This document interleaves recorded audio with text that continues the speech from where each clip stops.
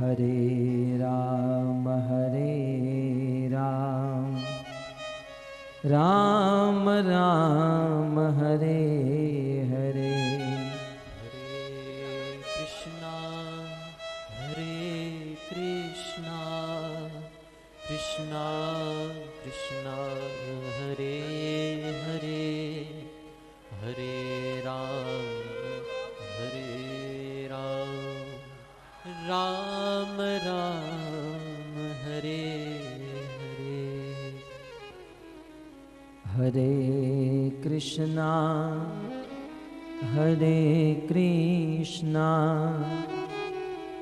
कृष्णा कृष्णा हरे हरे, हरे राम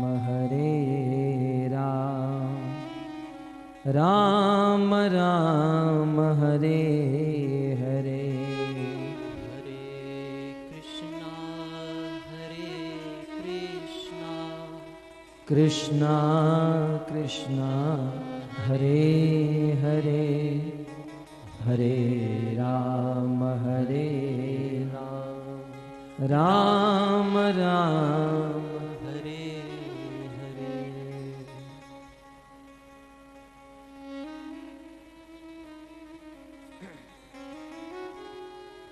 राधे मेरी स्वामिनी, मैं राधे को दास, जन्म जन्म मोह दीजियो श्री वृंदावन वास। राधा तू बड़ भागिनी, कौन तपस्या कीन, तीनों लोक के नाथ है, सो तेरो वाधीन।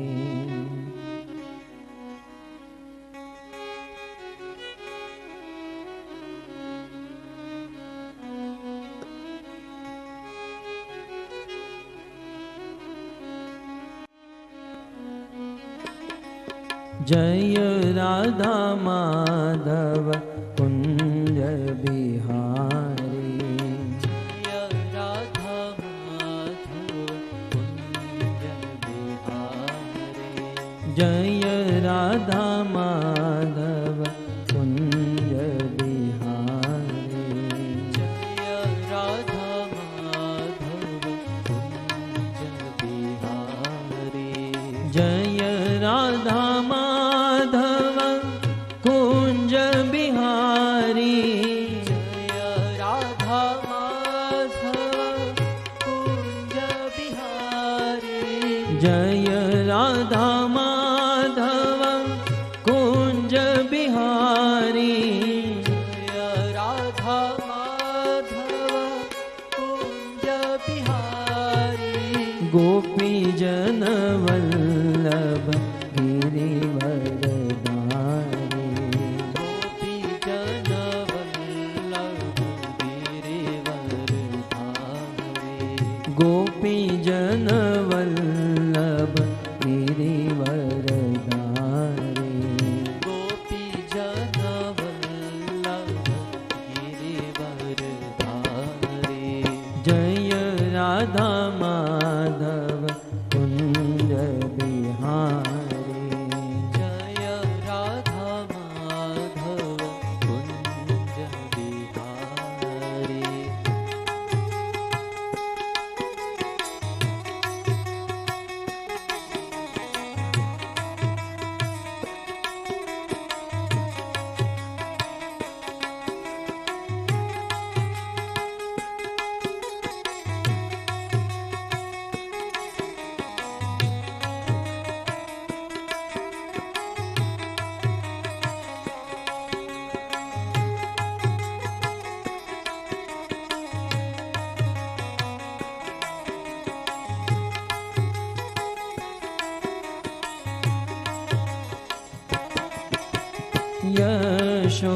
यशोदानन्दन व्रज जनरञ्जन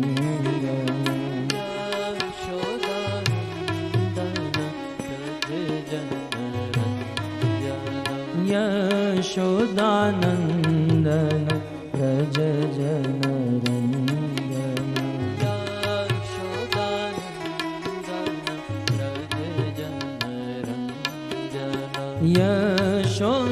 यशोदानन्दन व्रज जनरञ्जन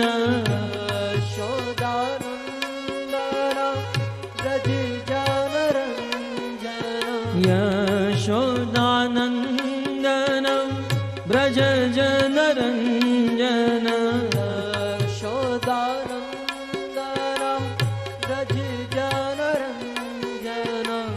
यमुनातीर वनचारी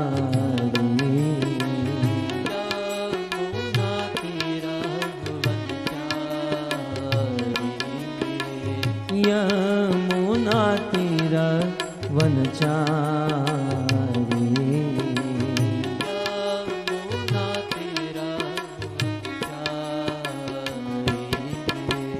जय राधा माधव कुंज बिहारी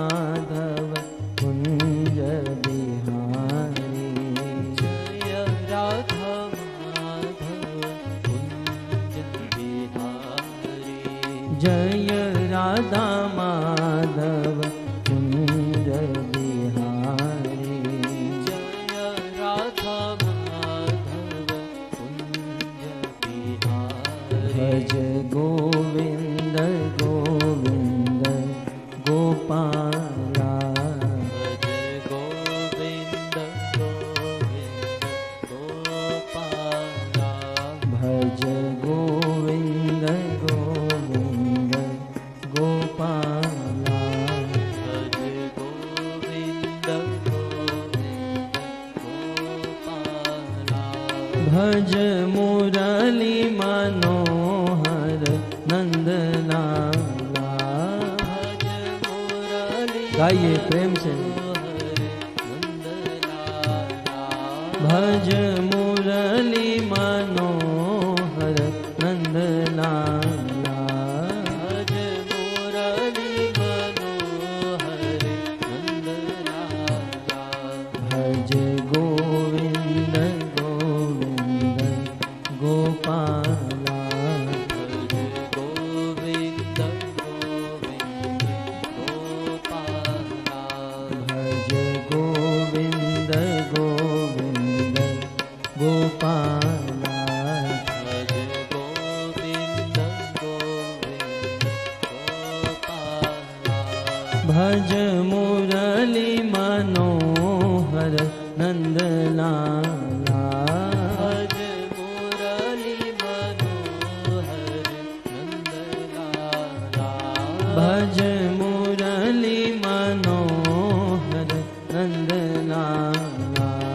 भज मुरली मनोहर नंदलाला भज गोविंद गोविंद गोपाला भज गोविंद गोविंद गोपाला भज गोविंद गोविंद गोपाला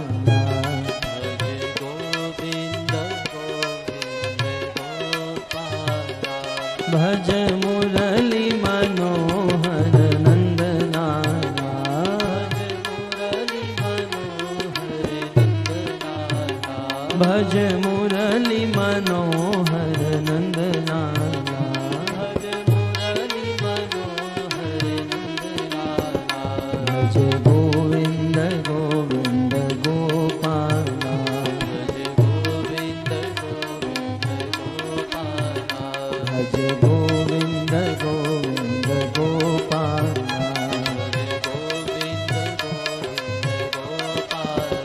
जय जय नंद यशोदा दुलार गिरिवरधारी गोपाल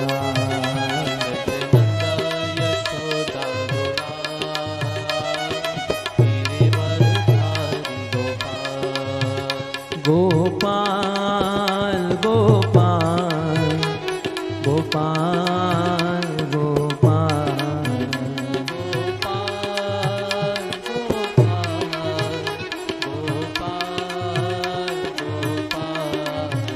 गोपाल गोपाल गोपाल गोपाल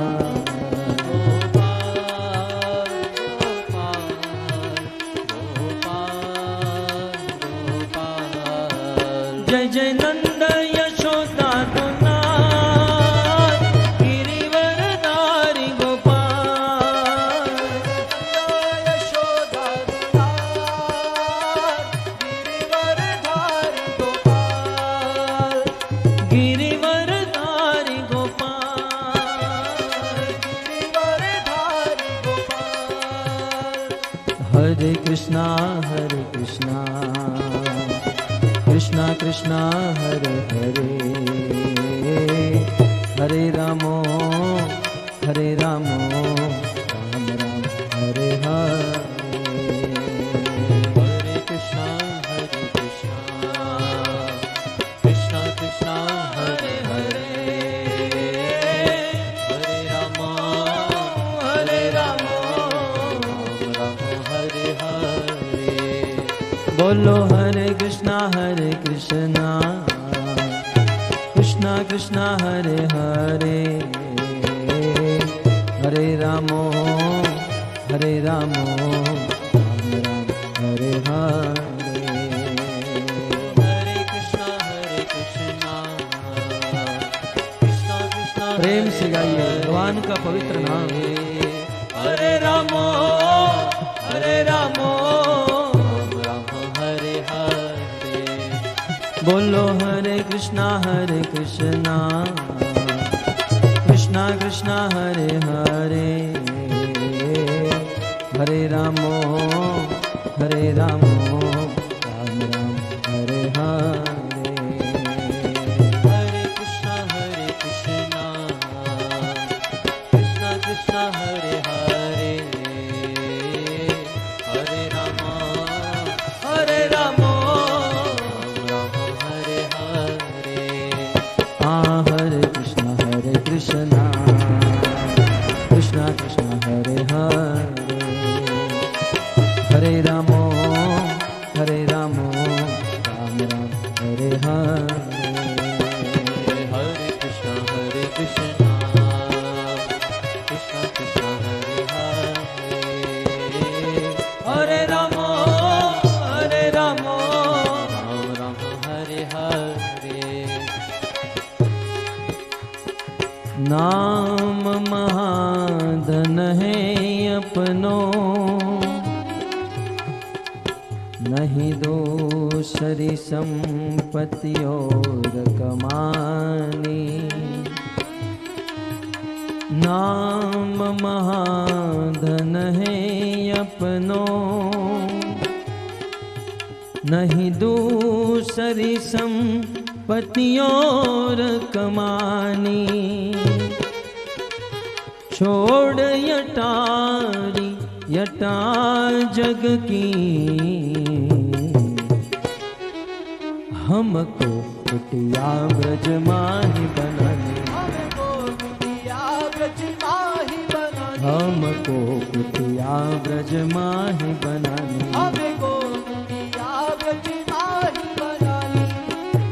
तू मिले रसिकों की सदा और पीबन को यमुना जल पानी। टूक मिले रसिकों की सदा और पीबन को यमुना जल पानी। हमें औरन की परवाह नहीं,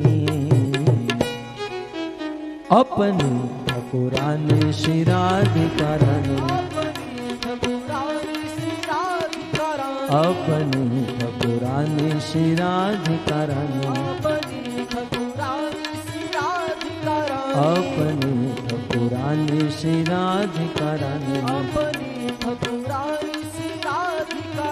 हाँ राधा दामोदर, राधा दामोदर, राधा दामोदर राधे। राधा दामोदर, राधा दामोदर, राधा दामोदर राधे।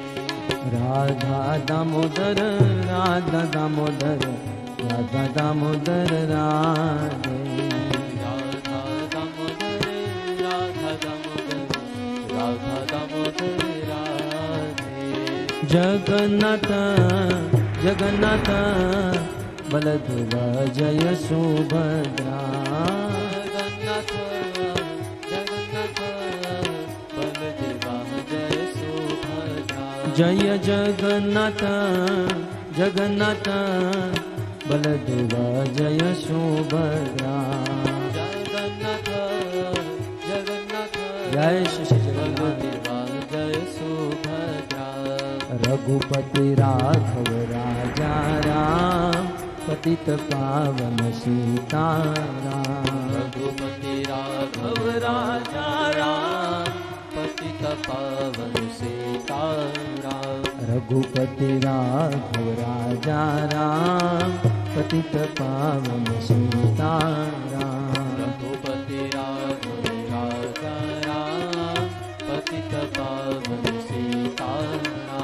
राजा राम पतित पावन सीताराम। राजा राम पतित पावन सीताराम। राजा राम पतित पावन सीताराम। राजा राम पतित पावन सीताराम। बोलो रघुपति राघव राजा राम, पतित पावन सीताराम। रघुपति राघव राजा राम, पतित पावन सीताराम। गौर निताय जय गौर निताय, गौर निताय जय गौर निताय। गौर निताय जय जय श्री गौर निताय। गौर निताय जय गौर निताय। गौर निताय जय गौर निताय, गौर निताय जय गौर निताय। गौर निताय जय गौर निताय। गौर निताय जय गौर निताय। प्रभुपद प्रभुपद प्रभुपद शिल प्रभुपद। प्रभुपद प्रभुपद प्रभुपद शिल प्रभुपद। जय प्रभुपद प्रभुपद प्रभुपद शिल प्रभुपद। प्रभुपद प्रभुपद प्रभुपद शिल प्रभुपद। जय जय प्रभुपाद प्रभुपाद प्रभुपाद प्रभुपाद। जय प्रभुपाद जय श्री प्रभुपाद। प्रभुपाद प्रभुपाद। निताय गौर हरि बोल हरि बोल, हरि बोल हरि बोल। निताय गौर हरि बोल हरि बोल हरि बोल हरि बोल। युग धर्म हरिनाम संकीर्तन की, ग्रंथराज श्रीमद् भागवतम महापुराण की, श्रील प्रभुपाद की। निताय गौर प्रेमानंदे।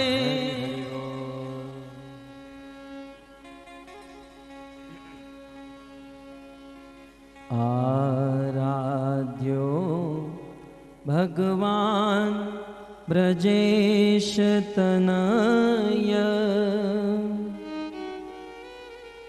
तद्धाम वृन्दावन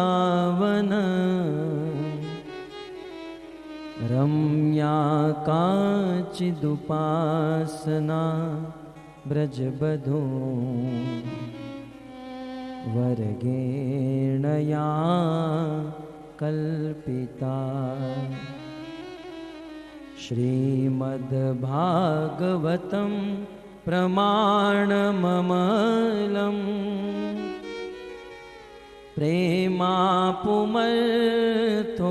महान् श्रीचैतन्यमहाप्रभु मतमिदं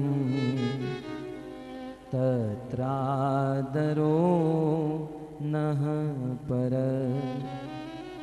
श्रीचैतन्यमहाप्रभु मतमिदं तत्रादरो नः पर वंशी विभूषितकरा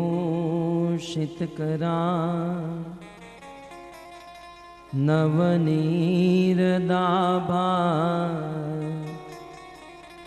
पीताम्बरदरुणबिं बफलधरोष्ठा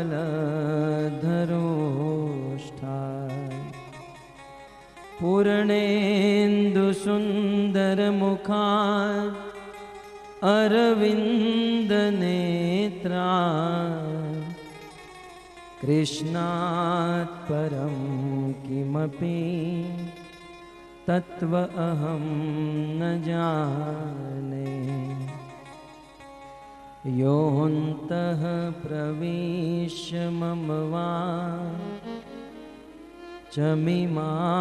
प्रसुप्तां सञ्जीवयत्यखिलशक्तिधरस्वधाम्ना अन्यांश्च हस्तचरण श्रवणत्वगादि प्राणान्नमो भगवते पुरुषाय तुभ्यं करारविन्दे न पदारविन्दं मुखारविन्दे विनिवेशयन्तं वटस्य पत्रस्य पुटे शयानं बालं मुकुन्दं मनसा स्मरामि श्रीकृष्ण गोविन्द हरे मुरारे हे नाथ नारायण वासुदेव जिह्वे पिबत्स्वा मृत में तदेव गोविंद दामो दरमाधवेति।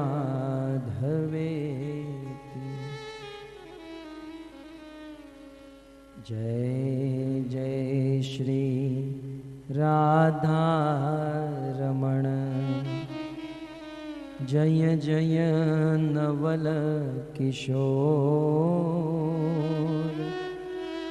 जय गोपी चित चोर प्रभु जय जय माखन चोर। श्री कृष्णचंद्र भगवान की जय। श्रील प्रभुपाद की जय।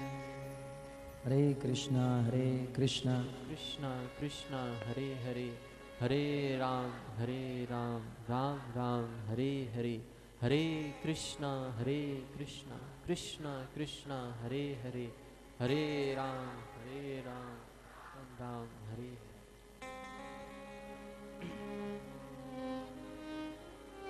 आप सब भक्तों का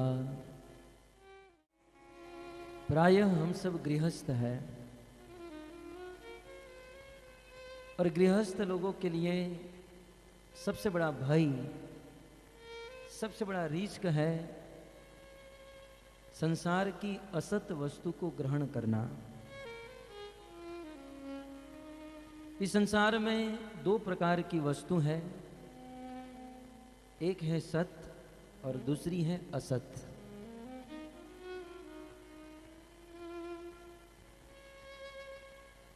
श्रीमद् भागवत के 7वें स्कंद में हिरण्याकश्यपु अपने पुत्र प्रहलाद से पूछते हैं, बेटा प्रहलाद, तुम्हें अपने जीवन में सबसे अच्छी बात क्या लगती है? तुम इतना कुछ पढ़ते हो, लिखते हो, बताओ जीवन में सबसे श्रेष्ठ चीज क्या है? तो प्रहलाद कहते हैं, तत्साधु मन्ये असुरवर्य देहिनां सदा समुद्वी धियाम सद्ग्रहात् हित्वात्मपातं गृहिमन्दकूपं वनं गतो य हरिमाश्रयेत।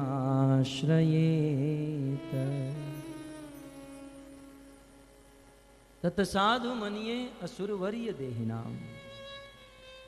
पिताजी, आप यह जानना चाहते हो कि संसार में साधु चीज, सबसे अच्छी चीज क्या है? तो सत्य कहूं, हम गृहस्थियों के लिए इस संसार में सबसे बड़ा प्रॉब्लम, सबसे बड़े दुख की बात यह है कि इस संसार की असत वस्तु को स्वीकार करने के कारण मनुष्य की बुद्धि रात दिन उद्विग्न रहती है। बुद्धि में रात दिन अनेकों प्रकार के संकल्प विकल्प उठते हैं। एकमात्र संसार की असत वस्तु को ग्रहण करने के कारण, असत ग्रहात, असत वस्तु को ग्रहण करने से संसार का व्यक्ति गृहमंद कूपम, गृहस्थ रूपी कुएं में गिर चुका है। प्रहलाद महाराज गृहस्थी को कुआं कह रहे हैं। कुआं आप सब जानते हो, प्रत्येक गांव में एक कुआं अवश्य होता है और कभी कभी उस कुएं का जल सूख जाता है, वहां पर कोई आते जाते नहीं है, तो उसके आजू बाजू में घास फूस उग जाते हैं और उस समय भेड़ बकरे वहां से जाते हैं। वो बकरे हरी हरी घास को खाने के लोभ में उस कुएं के पास जाते हैं और जैसे ही घास खाते हैं धड़ाम करके उस कुएं में गिरते हैं। ऐसे आज के जवान हरी हरी घास को खाने के लिए, अर्थात गृहस्थ जीवन का आनंद लेना चाहते हैं। सोचते हैं गृहस्थी में बहुत सुख है, लेकिन जैसे ही विवाह करते हैं मानो उस कुएं में गिर जाते हैं। गृहमंद कूपम, और उस कुएं में गिरकर अनेकों प्रकार की असत वस्तु को स्वीकार करना होता है। प्रहलाद महाराज कहते हैं कि यह संसार का गृहस्थ उद्विग्न है, उनकी बुद्धि उद्विग्न है। लेकिन ऐसा गृहस्थ व्यक्ति यदि सत्संग में बैठ जाता है, यदि सत्संग को प्राप्त करता है, तो वह गृहस्थी उनका कुछ नहीं बिगाड़ सकती है। मनु महाराज के ज्येष्ठ पुत्र प्रियव्रत ब्रह्मचारी बनना चाहते थे। साक्षात ब्रह्मा जी प्रियव्रत के पास आए और कहने लगे, बेटा विवाह करो, तुम्हें राज कारोबार संभालना है। प्रियव्रत ने कहा, ब्रह्मा जी मुझे ब्रह्मचारी रहना है, भगवान का भजन करना है। ब्रह्मा जी ने बहुत सुंदर बात बताई, बेटा यदि हृदय में वैराग्य है, भक्ति है, तो उस भक्ति को हृदय में रखो, बाहर मत दिखाओ। हृदय में वैराग्य रखो, हृदय में भक्ति रखो और बाहर से गृहस्थी का आचरण करो। तब प्रियव्रत ने कहा, ब्रह्मा जी यदि मैं गृहस्थ आश्रम स्वीकार करूंगा तो फंस जाऊंगा। ब्रह्मा जी ने कहा, बेटा सत्य बात है, क्योंकि यह गृहस्थी कारागार के समान है। कहते हैं तावत कारा गृहम गृहम, ये गृहस्थी एक बहुत बड़ी जेल है। भक्तों, यदि किसी को जेल में बंद कर दिया जाए तो वह कैदी जेल के बंधन को तोड़कर भाग सकता है, लेकिन गृहस्थी के बंधन को कोई नहीं तोड़ सकता है। आदमी घर से निकला है ऑफिस जाने के लिए, शाम को 8 बजे घर पर पहुंचने का टाइम है, 8:30 बजे तुरंत फोन जाता है, अजी अब तक घर पर क्यों नहीं पहुंचे? तुरंत आना पड़ता है। बहुत बड़ा बंधन है यह गृहस्थी। 2 दिन से मैं देख रहा हूं यहां पर कुछ पुरुष लोग बहुत ध्यान से, प्रेम से, भाव से कथा सुन रहे हैं, लेकिन यहां से इशारा होता है सीधा बाहर है। बहुत बड़ा बंधन है। कौन कहते हैं कि हम स्वतंत्र हैं? प्राय लोग इंडिपेंडेंस डे मनाते हैं, स्वातंत्र दिन। बहुत बड़ा बंधन है, और सबसे बड़ा बंधन है गृहस्थी का बंधन। जब तक आदमी गृहस्थ नहीं है तब तक तो शेर की तरह घूमता है, लेकिन गृहस्थी बनने के बाद बेचारा गधा बन जाता है। हम नहीं कहते, भागवत में लिखा है। और यह गृहस्थ कितना हूं मेहनत करे, परिश्रम करे, अपनी पत्नी के लिए, अपने बच्चों के लिए रात दिन बैल की तरह मेहनत करे, लेकिन फिर भी पत्नी यह नहीं कहती बस अब बहुत हो गया। कुटुंब पोषाय वियन निजायु, अपने कुटुंब का भरण पोषण करने के लिए अपनी पूरी आयु बिता देता है, लेकिन फिर भी पत्नी यह नहीं कहती बहुत हो गया। फिर भी पत्नी कहती है तुम कुछ काम के ही नहीं हो। बाजू वाले देखो कितनी अच्छी साड़ी लेकर आते हैं, अपनी पत्नी को कितना अच्छी तरीके से रखते हैं। बच्चे के लिए चाहे जान दे दो, लेकिन फिर भी बच्चे यही कहेंगे पिताजी तुम कुछ काम के नहीं हो। जीवन बीत जाएगा। तो यह घर गृहस्थी कारागार के समान है, लेकिन ब्रह्मा जी प्रियव्रत को कहते हैं कि प्रियव्रत तावत कारा गृहम गृहम, यह घर गृहस्थी संसार के मनुष्य के लिए तब तक कारागार के समान है जब तक वह कृष्ण कथा नहीं सुन लेता है। अर्थात जिस दिन किसी गृहस्थ ने कृष्ण कथा सुनना प्रारंभ कर दिया, उस दिन गृहस्थी का बंधन टूट गया। गृहस्थी में रहेगा, लेकिन मन ही मन उस बंधन से मुक्त होकर कृष्ण प्रेम रूपी फल का आस्वादन करेगा। बंधन है, ये सारे मन के बंधन है। यदि किसी वस्तु से मन हट गया, यदि आसक्ति दूर हो गई, तो वह सारे बंधनों से मुक्त हो जाएगा। तो संसार के बंधनों से मुक्त करने वाली यह कृष्ण कथा, ये भागवत कथा हम लोग यहाँ पर श्रवण कर रहे हैं, और इनका विषय है कृष्ण लीला। गत सत्र में भगवान श्री कृष्ण का दिव्य जन्म हुआ। आप सब लोग बड़े भाव से, प्रेम से कीर्तन किए, नृत्य किए, लेकिन भक्त लोग इतने उतावले थे, कथा छूट गई और नाचने ही लगे। तो आइए प्रारंभ करते हैं। भगवान श्री कृष्ण कंस के कारागार में देवकी के हृदय गर्भ से प्रकट हो चुके हैं। त्रेता युग में भगवान श्री रामचंद्र जब प्रकट हुए तो सबसे पहले राम का दर्शन कौशल्या ने किया, और द्वापर युग में भगवान कृष्ण जब प्रकट हुए तो उनका सर्वप्रथम दर्शन वसुदेव जी ने किया। देव की मूर्छित अवस्था में थी, भगवान कृष्ण प्रकट हो चुके थे, और उसी समय वसुदेव जी की दृष्टि भगवान श्री कृष्ण के ऊपर गई, और वसुदेव जी ने कृष्ण को देखा। उस समय भगवान श्री कृष्ण का रूप कैसा था? सुखदेव गोस्वामी वसुदेव जी की आंखों से देखकर श्रीमद् भागवत के माध्यम से परीक्षित को सुना रहे हैं। भगवान श्री कृष्ण की अद्भुत मूर्ति थी। तमद्भुतं बालकमम्बुजेक्षणं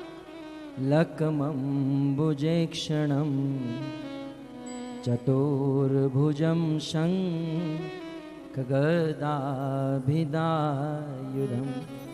श्रीवत्सलक्ष्मं गलशोभिकौस्तुभं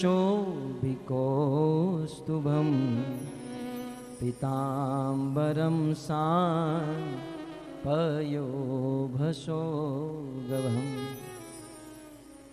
तम अद्भुतम बालकम।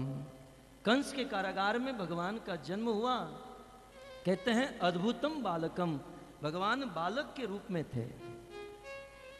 अब यह मत समझिए भगवान बहुत बड़े विशाल विभु रूप में प्रकट हुए, नहीं, बालकम, एक छोटे से बालक के रूप में भगवान श्री कृष्ण प्रकट हुए हैं। लेकिन सुखदेव गोस्वामी सावधान कर रहे हैं कि भगवान बालक के रूप में प्रकट हुए हैं, लेकिन संसार के साधारण बालक जैसे नहीं है। अद्भुतम बालकम, ये अद्भुत बालक है। कैसा बालक है?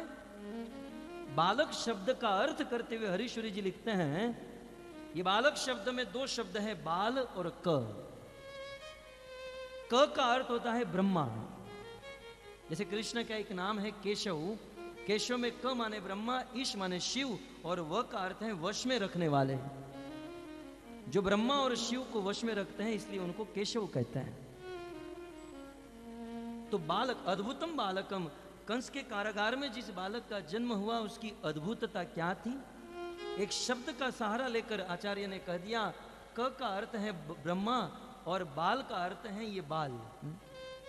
ये साधारण बालक नहीं है, ऐसा बालक है जिसके बाले बाले क माने ब्रह्मा प्रकटे, जिसके प्रत्येक बाल से, प्रत्येक रोमकूप से ब्रह्मा और ब्रह्मांड प्रकट होते हैं, ये ऐसा बालक है। अद्भुतम बालकम। और इतना ही नहीं, छोटा सा विग्रह है लेकिन अद्भुत है। चतुर्भुजम, छोटी छोटी 4 भुजाएं हैं, और उस बालक के हाथ में शंख, चक्र, गदा और पद्म है। छोटा सा रूप है, छोटी सी भुजा है, इसलिए शंख भी छोटा सा है, चक्र भी छोटा सा है। जैसे सीढ़ी आती है ना, बड़ी सीढ़ी और छोटी सीढ़ी, छोटा स्मॉल साइज का चक्र है। और पद्म, छोटा सा कमल है, और छोटी सी गदा है। श्रीवत्स लक्ष्मम, उस बालक के वक्षस्थल पर लक्ष्मी जी का चिन्ह है। गलशोभी कौस्तुभम, उस बालक के गले में बहुत सुंदर कौस्तुभ मणि है। पीताम्बरम, उस बालक ने बहुत सुंदर पीताम्बर, पीले रंग का वस्त्र धारण किया है। उस बालक का रंग कैसा है? सांद्र पयोभ सौभगम, जलधर मेघ के समान, जैसे बादल में पानी भर जाता है और घनश्याम वर्ण का बादल हो जाता है, उस घनश्याम वर्ण की तरह यह बालक का शरीर था। सुखदेव गोस्वामी वसुदेव जी की आंखों से देख रहे हैं बालक की सुंदरता। आगे कहते हैं, महारह वैदुर्य किरीट कुंडलम,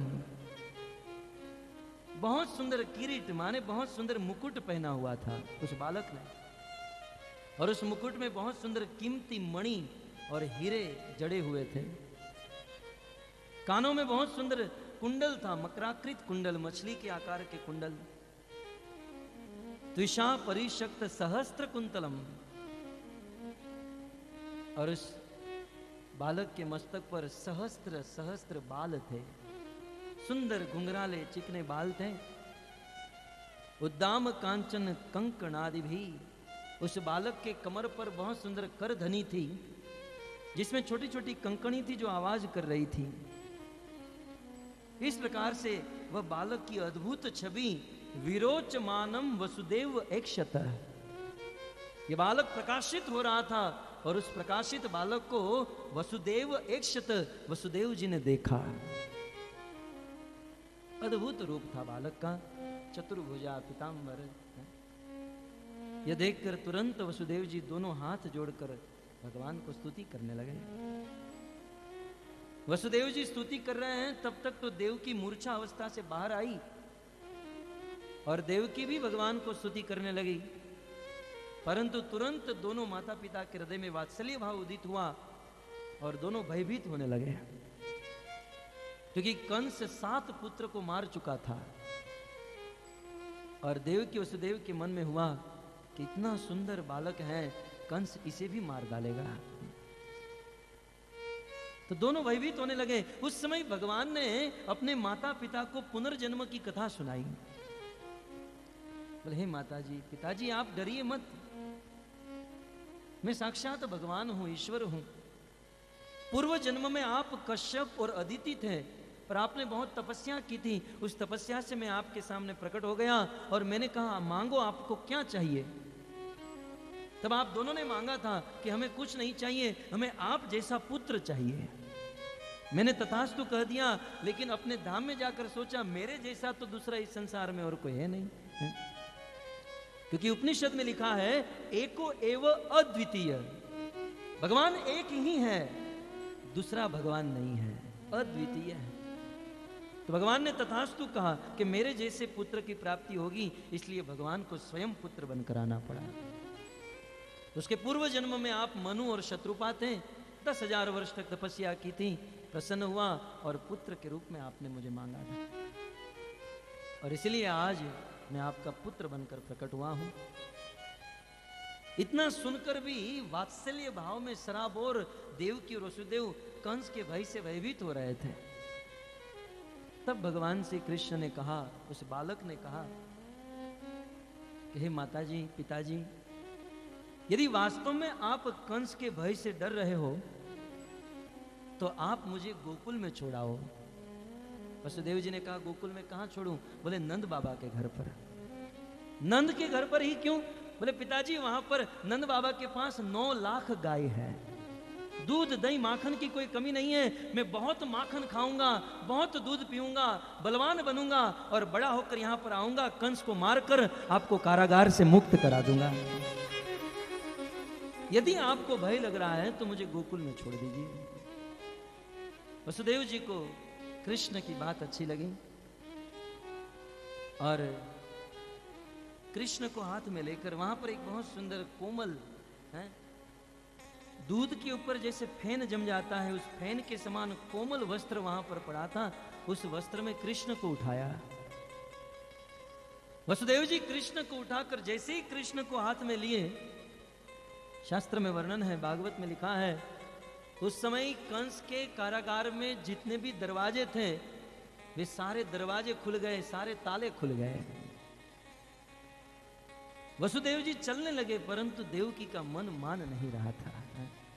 इतना सुंदर बालक, परब्रह्म, अनंत कोटि ब्रह्मांड के अधिपति साक्षात कृष्ण, जिनका पुत्र बनकर आए हैं।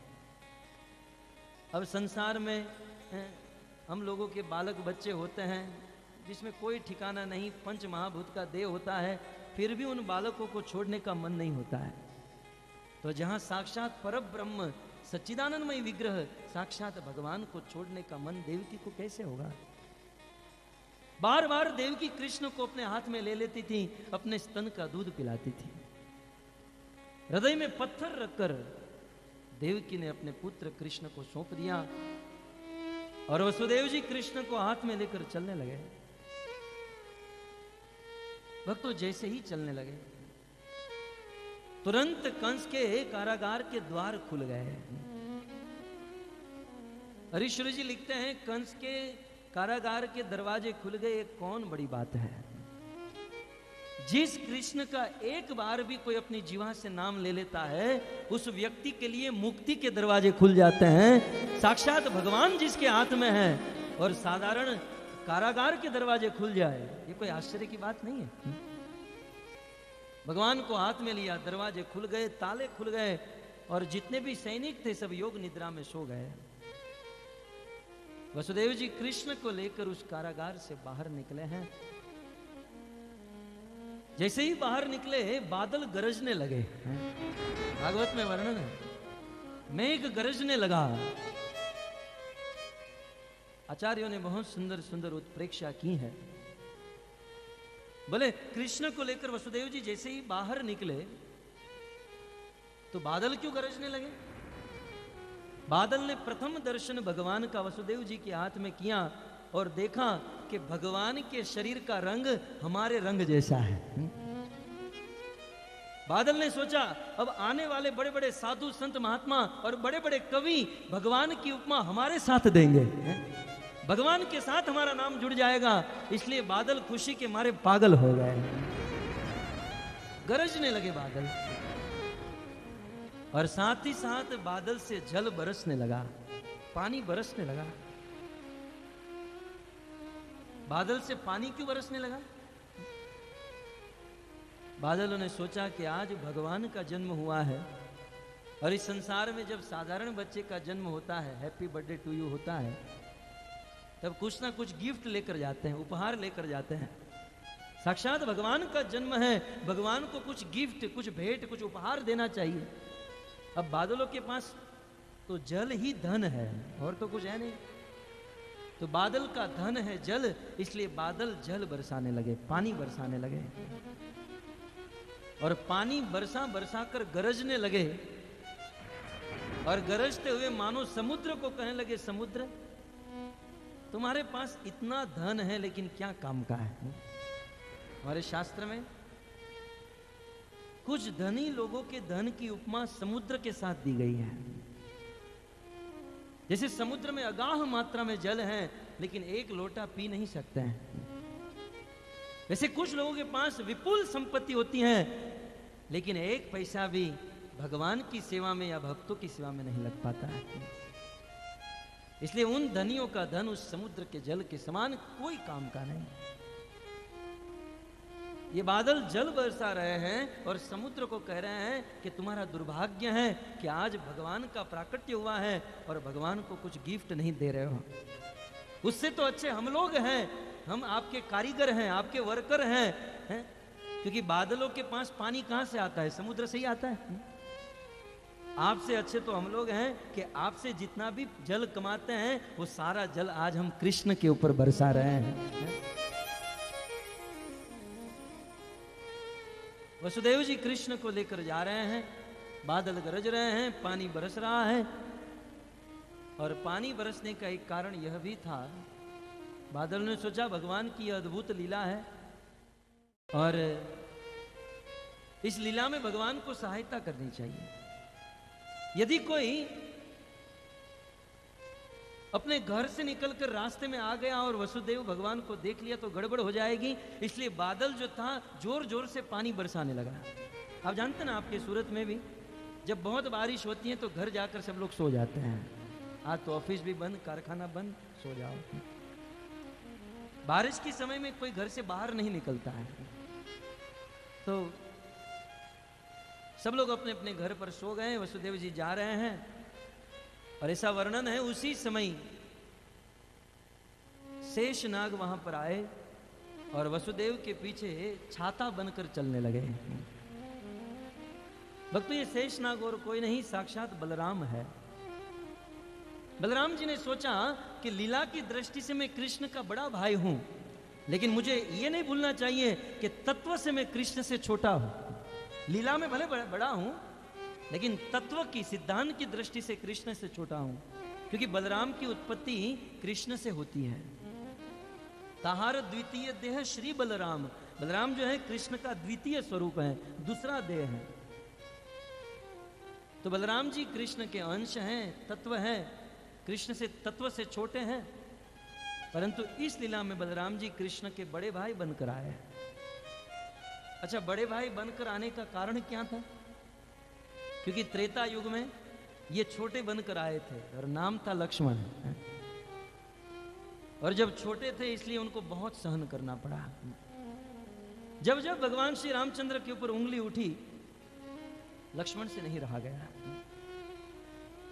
और जब भी लक्ष्मण कुछ बोलते थे तो भगवान राम उसे चुप करा देते, लक्ष्मण शांत हो जाओ। एक दिन लक्ष्मण जी ने भगवान श्री रामचंद्र को बुलाया और कहा, प्रभु जीवन भर तक मैंने आपकी सेवा की, आज तक मैंने आपसे कुछ नहीं मांगा, लेकिन आज आपसे कुछ मांगने का मन हो रहा है। बोले, लखन जो चाहिए वो मांग लो, क्या चाहिए? तब उस समय लक्ष्मण जी ने कहा, प्रभु इस त्रेता युग में, इस रामलीला में तो आपका छोटा भाई बनकर आया, और छोटा होने के कारण मुझे बहुत सहन करना पड़ा, और मेरे कारण आपको भी बहुत सहन करना पड़ा। अनेकों लोगों ने आपके ऊपर उंगली उठाई, अनेकों लोगों ने आपके साथ अत्याचार किया, एकमात्र मैं आपका छोटा भाई था, इसलिए। यदि बड़ा होता तो दुनिया को दिखा देता, बात भी सत्य है ना। आप रामायण सुनिए, जहां जहां भगवान रामचंद्र के ऊपर उंगली उठी, कई ने राम को वनवास दिया। लक्ष्मण को पता चलते ही जैसे किसी सांप के पूंछ पर पांव आ जाए और सांप फपकार मारकर खड़ा हो जाए, लक्ष्मण जी दौड़ते हुए आए राम के पास। प्रभु, मैंने सुना है आपको किसी ने वनवास दिया। जिस किसी ने वनवास दिया है आपको, उसको मैं मौत के घाट उतार दूंगा। कौन है आपको वनवास देने वाला? दशरथ। यदि दशरथ ने वनवास दिया तो मैं उसे भी मार डालूंगा। राम के लिए सारे संबंध भूल गए। आगे चलकर जब विश्वामित्र के साथ जनक जी की सभा में गए, वहां पर स्वयंवर सभा थी, अनेकों राजा महाराजा आए थे और सबने अपना पराक्रम दिखाया। उस धनुष को कोई नहीं उठा पाया। एक राजा खड़े होते थे अपनी मूंछ पर ताव देकर, यह सोचकर के एक झटके में उठा लूंगा, लेकिन जैसे ही धनुष को उठाने का प्रयास करता था, मानो वो धनुष उस राजा की शक्ति को खींच रहा था। जब एक राजा से धनुष नहीं उठा, तब पार्टनरशिप में बिजनेस शुरू किया। दो राजा खड़े हुए और दो राजा खड़े होकर धनुष को उठाना चाहे, दो से नहीं उठा, 3, 4, 5। गोस्वामी जी ने ऐलान किया, उस धनुष को उठाने के लिए 1 नहीं, 2 नहीं, 10 नहीं, एक साथ 10,000 राजा खड़े हो गए। भूप सहस 10 एक ही बारा, लगे उठावन तरहीन तारा। भूप सहस लगिए कही बारा, लगे उठावन तरहीन तारा। भूप सहस 10 एक ही बारा, लगे उठावन तरहीन तारा। भूप सहस लगिए कही बारा, लगे उठावन तरहीन तारा। बिगति न शंभु सरासन कैसे, कामी वचन सती मन जैसे।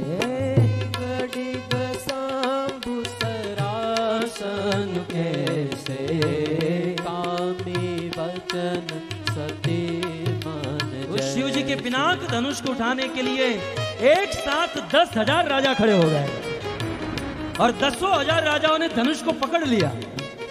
आप विचार कीजिए, 10,000 राजाओं के 20,000 हाथ और 20,000 हाथों के द्वारा धनुष को पकड़ा गया। वह धनुष कितना बड़ा होगा? 10,000 राजाओं ने एक साथ धनुष को पकड़ लिया और एक साथ धनुष को उठाने का प्रयास, लेकिन वह धनुष वैसे ही नहीं हिला। गोस्वामी जी कहते हैं, जैसे कामियों के वचन की असर सती नारी के ऊपर नहीं होती है, वैसे यह कामी राजाओं का पराक्रम उस धनुष के ऊपर नहीं चला। बिगति न शंभु सरासन कैसे, कामी वचन सती मन जैसे। विगदित शंभु सरासन कैसे, कामी वचन सती मन जैसे। भूप सहस 10 एक ही बारा, लगे उठावन तरहीन तारा। भूप सहस 10 एक ही बारा, लगे उठावन तरहीन तारा। जब इस प्रकार 10,000 राजाओं से वह धनुष नहीं उठा, तब जनक जी के मन में बड़ा दुख हुआ। जनक जी ने बड़े दुख से और बड़े आक्रोश में आकर कहा, बस अब और ज्यादा उपहास न हो तो अच्छा है। मैंने यह सोचकर आप सब लोगों को यहां पर निमंत्रित किया था कि आप सब बहुत बड़े वीर हो, पराक्रमी हो, क्षत्रिय हो। मैं यह भी जानता हूं कि इस सभा में बड़े बड़े देवता और असुर भी मनुष्य का रूप लेकर आए हैं। देश देश के भूपति नाना, आए सुनी हम जो पन उठाना। देव धनुज मनुज शरीरा विपुल वीर आए रणधीरा। इस सभा में अनेकों देवता हैं, असुर हैं, अनेकों राजा हैं, लेकिन आप लोगों से धनुष उठाने की बात तो दूर ही, धनुष हिला भी नहीं। मुझे लगता है परशुराम जी का परशु चलने के बाद इस पृथ्वी पर वीरों की संख्या खाली हो गई है। वीर विहीन मही में जानी, इस संसार में कोई वीर नहीं बचा, इस संसार में सब लोग नपुंसक हैं। अब इतना कहना था, लक्ष्मण जी से नहीं रहा गया। जिस सभा में भगवान श्री रामचंद्र बैठे हैं और उस सभा में कह दिया कि वीर विहीन मही में जानी, कि यहां पर कोई वीर नहीं है, लक्ष्मण जी से नहीं रहा गया। तुरंत लक्ष्मण जी खड़े हुए, बस महाराज अब एक शब्द भी आगे ना निकले। आप यह बात भूल रहे हैं कि इस सभा में भगवान श्री रामचंद्र बैठे हैं। आपके ये शिव धनुष की तो क्या बात करूं, यदि मेरे बड़े भाई मुझे आज्ञा दे तो इस धनुष को गेंद की तरह उठा लूं और ऐसे पटकूं कि इसके टुकड़े टुकड़े हो जाए। यदि मेरे भाई मुझे आज्ञा दे तो इस धनुष को उठाकर 100 योजन तक दौड़कर चला जाऊं। यदि मेरे भाई मुझे आज्ञा दे तो मूली की तरह इस धनुष को उखाड़ दूं। और जनक जी, यदि ऐसा न करूं तो जीवन भर हाथ में कटोरा लेकर भीख मांगूं। लक्ष्मण जी जब इस प्रकार से वचन बोलने लगे, यह धरती डोलने लगी, आकाश कांपने लगा, यह ब्रह्मांड ऊपर से नीचे होने लगा और सारे राजा महाराजा सोचने लगे कि निश्चित प्रलय हो जाएगा। लक्ष्मण सकोप वचन जय बोले, डगमगानी मही दिग्गज डोले। लक्ष्मण सकोप वचन जय बोले, डगमगानी मही दिग्गज डोले। लक्ष्मण सकोप वचन जय बोले, डगमगानी मही दिग्गज डोले। लक्ष्मण सकोप वचन जय बोले, डगमगानी मही दिग्गज डोले। लक्ष्मण जी के वचन की असर वातावरण के ऊपर हो गई और उस समय ग्रह, नक्षत्र, तारे, ये धरती सब कुछ कांपने लगा। उस सभा में सारे राजा महाराजा कांपने लगे, सभी राजाओं के सिंहासन कांपने लगे, धरती कांपने लगी, तारे कांपने लगे, सब कुछ कांप रहा था। केवल दो ही चीज वैसी की वैसी थी, एक शिव जी का धनुष और दूसरे भगवान श्री राम। सब लोग हिल रहे थे, सब लोग डोल रहे थे, लेकिन दो चीज अटल थी, अचल थी, धनुष और भगवान राम। लक्ष्मण जी और लाल पीले हो गए, भगवान रामचंद्र के पास गए, प्रभु प्रभु मैं इतना क्रोधित हो गए हूं, आपको कुछ नहीं हो रहा? प्रभु मैं इनके वचन को सुनकर लाल हो गया हूं, आपको कुछ नहीं हो रहा है? तब भगवान श्री रामचंद्र ने कहा, लखन करना तो मैं भी बहुत कुछ चाहता हूं, लेकिन ये गुरु जी की आज्ञा नहीं है। कितना सौम्य स्वभाव है, सर्व समर्थ है प्रभु, लेकिन जब तक गुरु की आज्ञा नहीं हुई तब तक एक कदम भी आगे नहीं बढ़ाया। बोले लखन गुरु जी की आज्ञा नहीं है, लेकिन प्रभु मैं लाल पीला हो गया, आप कुछ कीजिए। भगवान श्री रामचंद्र ने कहा, लखन जब सूर्य उदय होता है तो पहले लालिमा आती है और फिर सूर्य प्रकट होता है। लखन लालिमा आ चुकी है, सूर्य थोड़ी ही देर में उदय होने वाला है। खैर मैं तो आपको ये याद करा रहा था कि लक्ष्मण जी से रहा नहीं जा रहा था, और आगे चलकर ये धनुष भंग की लीला तो बहुत विस्तार से है, इसी में प्रवचन समाप्त हो जाएगा। लेकिन जब धनुष टूटा ना तो सबसे ज्यादा प्रसन्नता लक्ष्मण को हुई। जैसे ही धनुष टूटा, लक्ष्मण अपने सिंहासन के से सीधे कूदकर जनक जी के सिंहासन पर और कहा, महाराज कह रहे था ना कि इस सभा में कोई वीर नहीं है, देख लिया टूट गया ना धनुष, और कोई धनुष बचा है तो मुझे दो, बड़ा बड़े ने तोड़ा, छोटा छोटा तोड़ेगा। तो इस प्रकार लक्ष्मण जी भगवान श्री रामचंद्र के ऊपर जब उंगली उठती थी तो उसे सहन नहीं कर पाते थे। अब आगे चलिए, जब भगवान श्री रामचंद्र चित्रकूट में थे और भरत जी भगवान श्री रामचंद्र को लेने के लिए आ रहे थे। उस समय अपनी चतुरंगणी सेना को साथ में लेकर आए और किसी ने आकर भगवान श्री रामचंद्र को खबर दी, प्रभु भरत आ रहे हैं और अपनी पूरी चतुरंगणी सेना को साथ में लेकर आ रहे हैं। भगवान श्री रामचंद्र अपने मन में सोचने लगे कि भरत और वह भी पूरी सेना को लेकर यहां पर क्यों आ रहा होगा। भगवान श्री रामचंद्र के मन में भाव बदलने लगे। उस बदलते हुए भाव को देखकर लक्ष्मण से नहीं रहा गया और लक्ष्मण ने कह दिया, प्रभु सोचने की कोई बात नहीं है।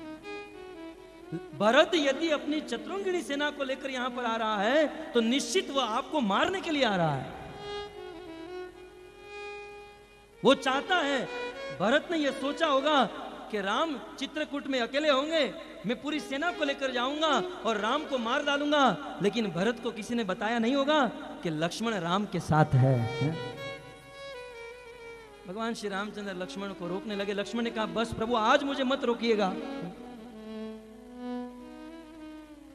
आज मुझे मत रोकिए, आप मुझे अब तक रोकते रहे, आज मैं नहीं रुकूंगा। भगवान राम ने कहा कि भरत साधु है। लक्ष्मण जी ने कहा, साधु था, वो आज साधु नहीं है, क्योंकि आखिर तो वह कैकेयी का पुत्र है। प्रभु कैकेयी का पुत्र है। विष की लता पर अमृत के फूल कभी नहीं आ सकते हैं। कैकेयी का पुत्र है और प्रभु आपने उसे दास बना लिया। चरण की रज चरण में होती है, लेकिन पांव लगते ही सिर पर आकर बैठ जाती है। प्रभु वो आपके सिर पर बैठना चाहता है। आज मुझे आप मत रोकिएगा, क्योंकि जिस दिन ऋतु ये बदलती हैं और आपको और मेरी भाभी को भोजन करने के लिए कंदमूल भी नहीं मिलते हैं, उस समय मेरा हृदय के टुकड़े टुकड़े हो जाते हैं। उस समय मुझे बहुत कष्ट होता है। प्रभु आज मैं, यदि भरत युद्ध करने के लिए आया है तो आज मैं भरत को नहीं, भरत की पूरी सेना को विध्वंस कर दूंगा। प्रभु आज मुझे मत रोकिएगा। इतना कहते ही लक्ष्मण जी के तरकस के बाण हिलने लगे। लक्ष्मण जी भगवान श्री रामचंद्र के चरणों में झुक गए, प्रभु आप मुझे आशीर्वाद दीजिए। आज राम सेवक फल ले भरत ही समर सिखावन दे हूँ। आज राम सेवक फल ले भरत ही समर सिखावन दे। आज राम सेवक फल ले भरत ही समर सिखावन दे हूँ।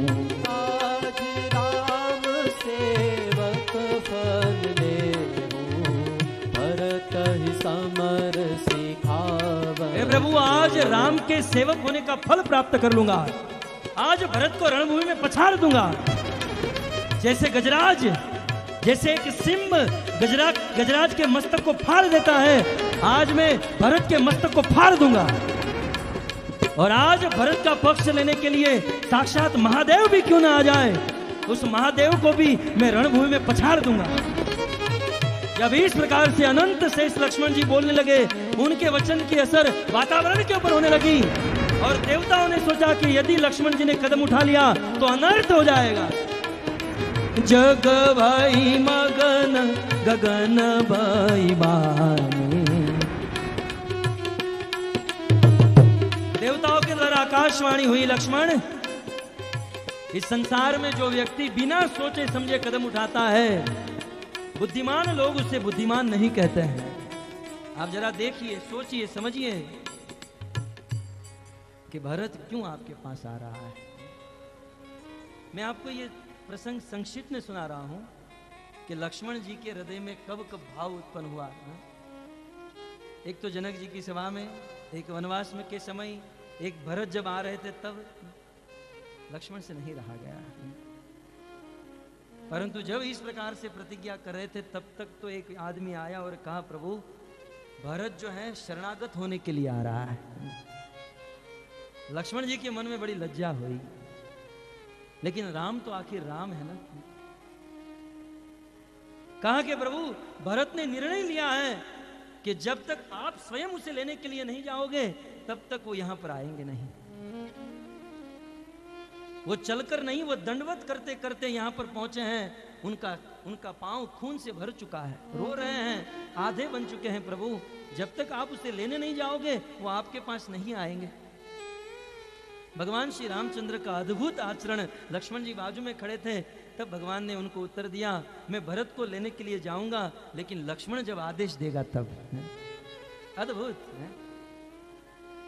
जब तक लक्ष्मण नहीं कहेगा तब तक मैं नहीं जाऊंगा। अद्भुत प्रेम था इन भाइयों के बीच में। आगे भी और एक ऐसा प्रसंग है कि जब सीता का अपहरण हो गया और पता चला कि सीता लंका में है, हनुमान जी गए और सीता का पता लगा कर आए और सारी सेना समुद्र के तट पर पहुंची। भगवान ने सोचा कि समुद्र को पार करना है। भगवान रामचंद्र ने निर्णय लिया कि यहां पर मैं एक दिन उपवास करूंगा और समुद्र को प्रसन्न करके समुद्र से रास्ता मांग लूंगा। भगवान रामचंद्र ने लक्ष्मण को कहा, लखन जरा आसन लेकर आओ, मुझे ध्यान करना है, उपवास करना है। लक्ष्मण ने कहा, प्रभु हम क्षत्रिय के बेटे हैं, ये उपवास करने की जरूरत नहीं, अपने सारंग पर बाण चढ़ा दीजिए, तुरंत रास्ता दे देगा। बोले नहीं लखन, यदि प्रेम से यदि काम बन जाए तो खून खराबा करने की जरूरत नहीं। रामचंद्र बैठ गए समुद्र के तट पर। 1 दिन 2 दिन 3 दिन बीता, लेकिन समुद्र प्रकट नहीं हुआ। और भगवान श्री रामचंद्र को जीवन में प्रथम बार क्रोध आया। रामचंद्र खड़े हो गए, लक्ष्मण को बुलाए, लखन जाओ मेरे धनुष और बाण लेकर आओ, क्योंकि आज तक संसार ने राम का प्रेम देखा है, आज यह समुद्र राम का क्रोध देखेगा। लक्ष्मण जी ने कहा, प्रभु 3 दिन पहले ही मैंने कहा था, ये सब उपवास करने की जरूरत नहीं, ये काम पहले कर लिया होता तो हम लोग पहुंच गए होते हैं। तो बार बार लक्ष्मण जी को ये सब सहन करना पड़ा। इसलिए लक्ष्मण जी ने भगवान श्री रामचंद्र से कहा कि प्रभु आपके चरणों में एकमात्र निवेदन, इस त्रेता युग में तो छोटा भाई बनकर रहना पड़ा, लेकिन आगे आने वाली लीला द्वापर युग में आप मुझे आशीर्वाद दीजिए, वादा कीजिए कि मैं आपका बड़ा भाई बनकर आऊंगा।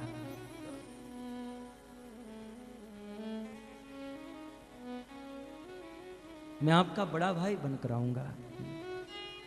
भगवान ने तथास्तु कहा, और इसीलिए वह अनंत शेष लक्ष्मण जी इस कृष्ण लीला में बलराम जी बनकर बड़े भाई के रूप में आए। भले बड़े भाई के रूप में आए, लेकिन तत्व से छोटे हैं।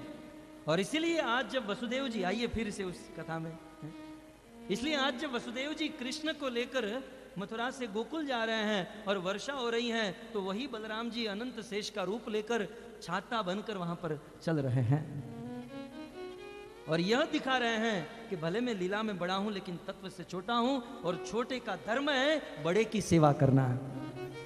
आज मेरे प्रभु जा रहे हैं और इस वर्षा में भीग रहे हैं, तो आखिर मेरा जीवन कब काम में आएगा। वे खुद छाता बन गए, छत्र बन गए और उनके पीछे चलने लगे। वसुदेव जी चल रहे हैं, चलते चलते यमुना के तट पर पहुंचे। भक्तों, हरीश्वरी जी ने इन प्रसंगों के ऊपर इतनी टीकाएं लिखी हैं, इतनी उत्प्रेक्षा की है कि वसुदेव जी मथुरा से गोकुल पहुंचे, उसमें ही 7 दिन की कथा हो जाए। मैं तो मात्र आपको एक एक पॉइंट बता रहा हूं शॉर्ट में। बहुत भाव छुपे हुए हैं इन लीलाओं में, बहुत गंभीर लीला है। कृष्ण को लेकर वसुदेव जी यमुना के तट पर पहुंचे, क्योंकि मथुरा से गोकुल जाने के लिए यमुना पार करना होता है। आज भी, अब तो पुल बन चुका है, फ्लाईओवर, तो मथुरा से गोकुल जाने के लिए यमुना पार करना था। जैसे ही यमुना के निकट पहुंचे, और आज यमुना वसुदेव जी के हाथों में भगवान को देखकर खुशी के मारे पागल हो गई। सुखदेव जी कहते हैं यमुना में बाढ़ आने लगी। जैसे समुद्र में लहर उठती है, नदियों में लहर नहीं उठती हैं, लेकिन आज यमुना में भी आकाश को छूने लगी वह लहर। आज यमुना छलक गई। यमुना में क्यों बाढ़ आई? तो कहते हैं यमुना ने सोचा कि जिस भगवान की प्राप्ति करने के लिए बड़े बड़े योगी योग करते हैं, ध्यानी ध्यान करते हैं, करोड़ों करोड़ों जन्म के बाद भी जिस भगवान के चरण तक का ध्यान नहीं कर पाते, वो साक्षात भगवान आज चलकर मेरी ओर आ रहे हैं। आज तुम्हें धन्य बन गई, आज धन्याती धन्य हो गई, आज साक्षात प्रभु मेरी ओर आ रहे हैं। खुशी के मारे पागल हो गई यमुना। परंतु फिर भी वसुदेव जी बड़े आशावादी थे। उस यमुना में प्रवेश किए उसे पार करने के लिए। यमुना पागल सी हो गई थी, लहर उठ रही थी। लेकिन कुछ देर के बाद यमुना शांत हो गई और इतनी शांत हुई कि दो भाग में बट गई। वसुदेव जी को जाने के लिए बिल्कुल हाईवे बना कर दे दिया। किसी ने कहा तुरंत क्यों शांत हो गई? तो हरीश्वरी जी लिखते हैं, यमुना ने सोचा आगे चलकर मुझे कृष्ण के साथ विवाह करना है, क्योंकि यमुना जी जो है कृष्ण की पटरानी है।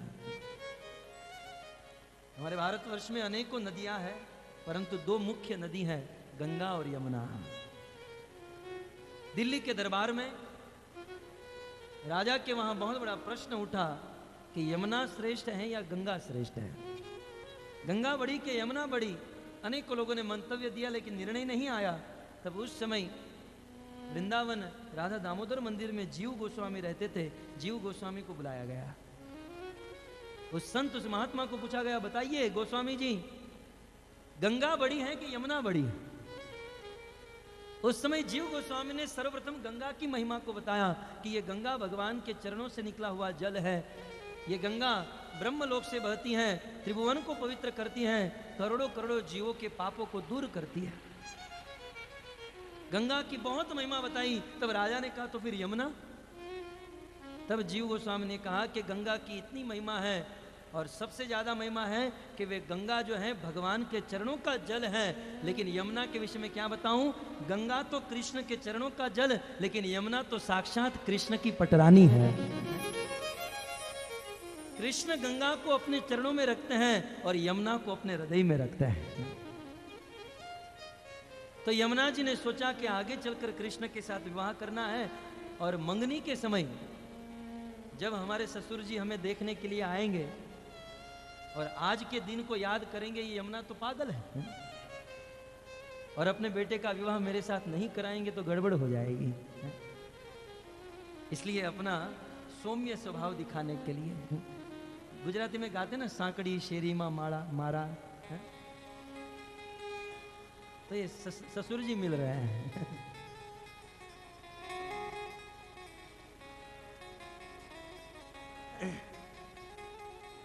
तो अपने ससुर जी को देखकर यमुना ने घूंघट तान लिया और वह पागल यमुना भी शांत हो गई। वसुदेव जी को रास्ता दे दिया।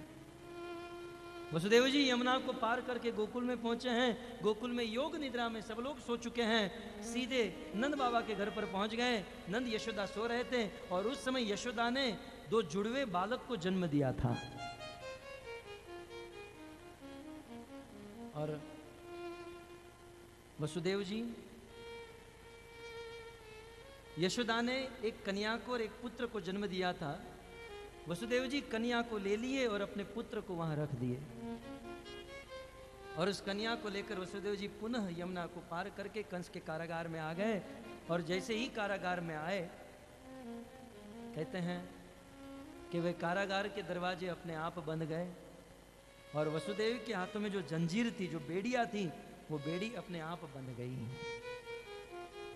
आचार्य ने बहुत सुंदर बताया कि इस संसार में जैसे वसुदेव जी ने कृष्ण को हाथ में लिया, बेड़िए के बंधन खुल गए और कारागार के दरवाजे खुल गए। लेकिन कृष्ण को छोड़कर उस कन्या को जैसे ही हाथ में लिया, बेड़ी के बंधन बंध गए, कारागार के दरवाजे बंद हो गए।